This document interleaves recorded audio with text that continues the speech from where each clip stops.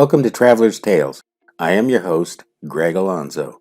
Today I will be your guide through history as we take a look at Alcibiades, the inimitable Athenian statesman.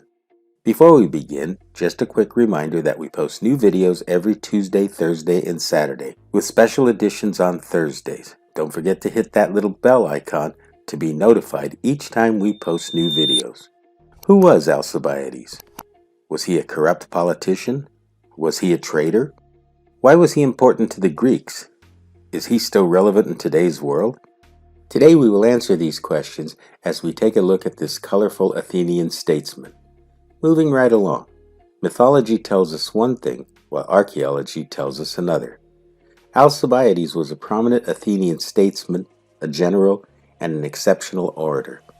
He was the last of the family of the Alcibiades, which fell from prominence after the Peloponnesian War.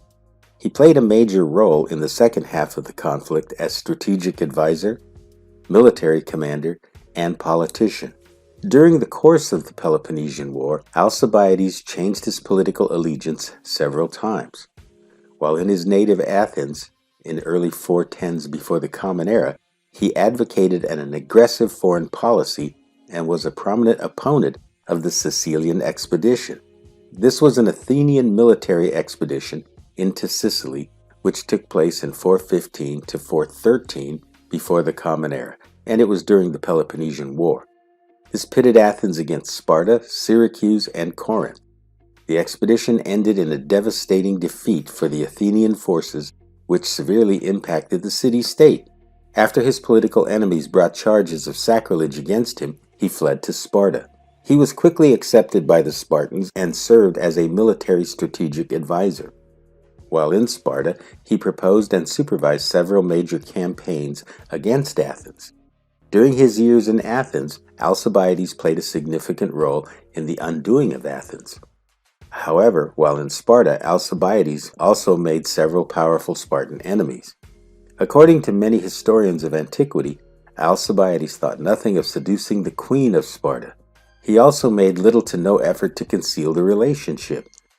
There were those in Sparta who believed that Leotychides, the son born by King Agis' wife Timea, was actually fathered by Alcibiades. His Spartan enemies decided that such flagrant behavior could be dealt with in only one manner: death. Historians have alleged that Astychicus, a Spartan admiral, sent orders to have Alcibiades killed. Fortunately for Alcibiades, he realized it was time to leave Sparta and his unwanted fate. With nowhere else to go, Alcibiades defected to Persia. There he served as military advisor to the satrap Tissaphernes until his Athenian political allies brought about his recall. Alcibiades seemed to assume that radical democracy would never agree to his recall to Athens. Therefore, he exchanged messages with Athenian leaders at the island of Samos. He suggested that if they could install an oligarchy friendly to him, he would return to Athens. He would also bring with him Persian money and possibly a Persian fleet of 147 triremes. Alcibiades set about winning over the most influential military officers and achieved his goal by offering them a threefold plan. First, the Athenian constitution was to be changed. Next, the recall of Alcibiades was to be voted upon and in his favor. Lastly, he was to win over Tissaphernes and the king of Persia to the Athenian side. The Athenian officers welcomed the prospect of a narrower constitution as it would give them a greater share in determining policy. However, according to Thucydides, General Phrynichus opposed the plan and argued that Alcibiades could not be trusted to deliver his end of the agreement. The officers of the Athenian fleet formed a group of conspirators, but were met with opposition from a majority of soldiers and sailors until they were bought off by the oligarchs. Once Alcibiades was reinstated and democracy was overthrown, the conspirators moved to continue the war with Sparta. After several miraculous victories, General Alcibiades set sail for Athens in the spring of 407 before the Common Era. Upon his return, his properties were returned to him, and he was elected by the Ecclesia to the post of Strategos Autocrator, which was Supreme Commander of Land and Sea. In 406 before the Common Era, Alcibiades was defeated at the Battle of Notium by the Spartans.